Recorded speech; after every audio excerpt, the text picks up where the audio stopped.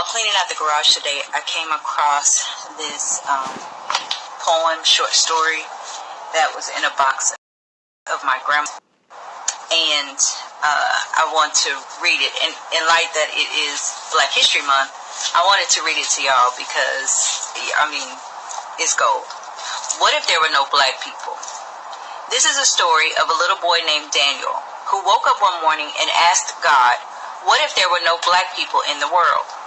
Well, God thought about that for a moment and then said, son, follow me around today and let's see just what it would be like if there were no black people in the world.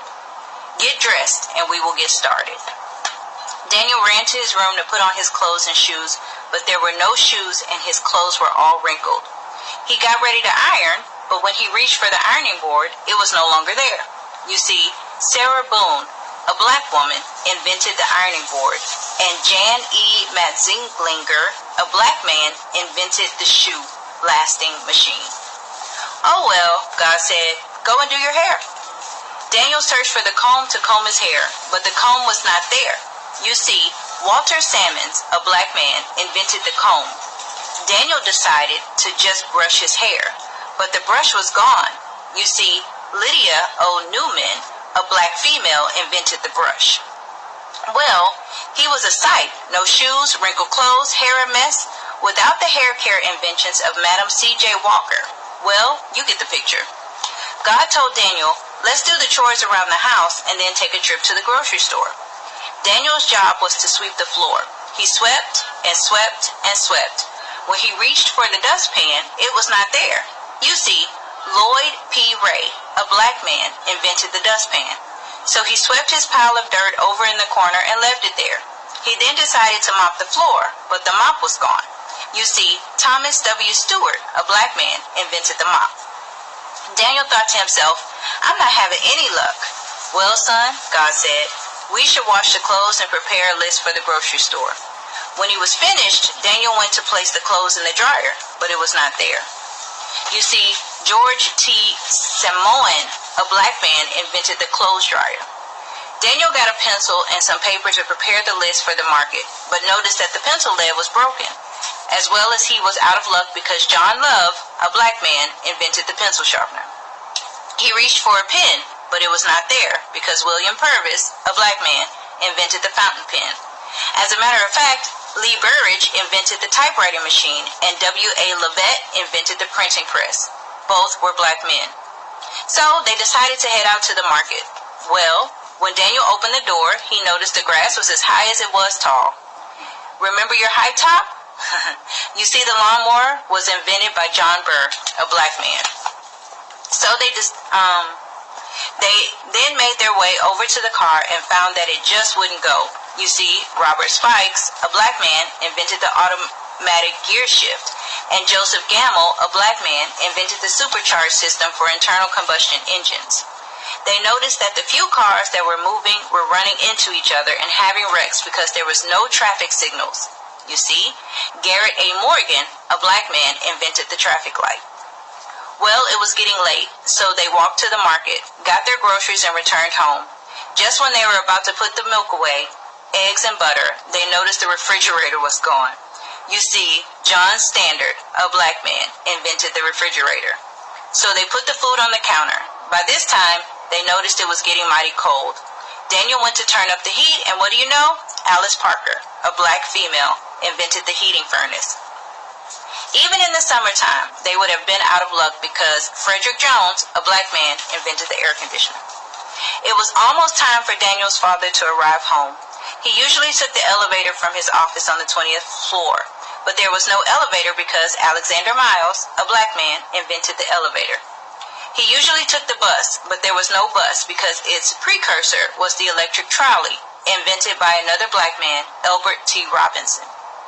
He usually dropped off the office mail at a nearby mailbox, but it was no longer there because Philip Downing, a black man, invented the letter drop mailbox, and William Berry, a black man, invented the postmarking and canceling machine.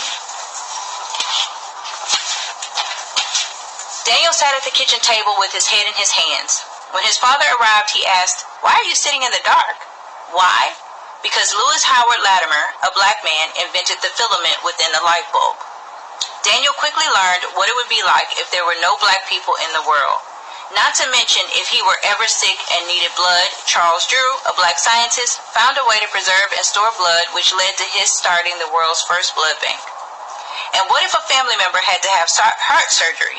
This would not have been possible without Dr. Daniel Hale Williams, a black doctor who performed the first open heart surgery. So if you ever wonder, like Daniel, where we would be without blacks, well, it's pretty plain to see. We could very well still be in the dark. When little Daniel went to go look in the mirror, his image faded away. And God told him, if it wasn't for these black people, you would not be here because they created you. Cutting off your testicles and your genitalia, they weren't doing that just to be mean. Their whole quest has been to cut off your life germ. See, the power is in your seed.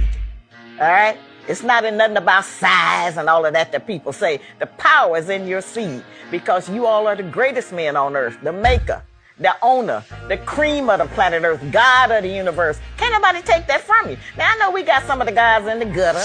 We got some of the guys on crack. We got the guys in prison. But that doesn't negate who you really are. And the only person that don't know who the black man is the black man. Nigga, nigga, nigga shit. Nigga shit. Nigga shit. Nigga, nigga, nigga shit.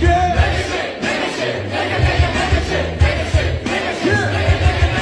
Nigga shit. Nigga shit. Nigga, nigga, nigga shit. Nigga shit. Nigga shit. Nigga, nigga, nigga shit. Nigga shit. Nigga shit. Nigga, nigga.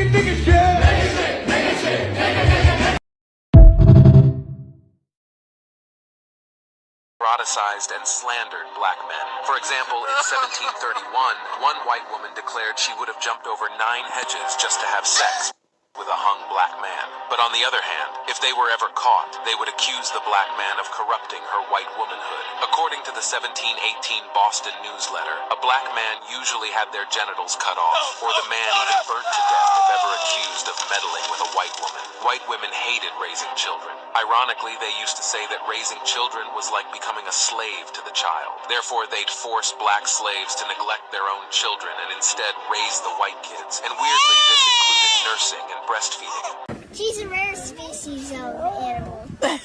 She's a rare species of animal.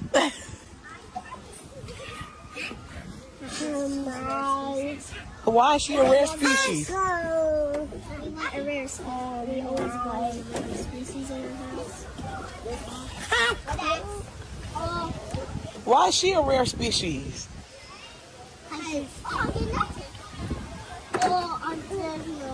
Is it because she's the baby? Yeah, mostly. And she has different color skin, so that's mostly why. Well, that's true. And she's very cute. But we're all the same, no matter the color of your skin. Well, because the women was about worse than the men. The slave owning women. Them two-legged beasts, them parasites, reproduced children. Them sick motherfuckers reproduce children. And they children reproduce children. And they children reproduce children. And they pass that same racist ideology to their children. Don't fucking go. Shut the fuck up! Hey, you shut up! Shut the fuck up! Shut up! Shut up! I just want to know where you are. Shut the fuck up! Why are you still talking to me? I just want to know where you are. Just be quiet! I just want to know where you are. Kids are just as shocked to find out black kids don't talk back to their parents as we are when we hear them talk back to theirs. So I used to have a little buddy would come over my house on the weekends, little Nate. We'd be in my room playing video games. My mother used to come in the room on us, cuss me out for no reason. We'd be in the room playing Mario Brothers. She'd come kick open the door like SWAT. Harris, how many times have I told you to clean this motherfucking room? Cut that goddamn game off to clean this room. I come back, this motherfucking room ain't clean. I'm gonna take that Nintendo cord, wrap it around your neck, and stick it in your ass. Nigga, I ain't playing with you. This ain't no threat. This is a promise. Try me, motherfucker. My white friend would turn to me offended like, dude, what the fuck? She can't do that, man. This is your space. This is your area. She's violating your right to privacy. You should say something. You want me to go say something? I'd be so scared. I started talking to him like a slave from Roots. Like, you just gonna get me's in trouble.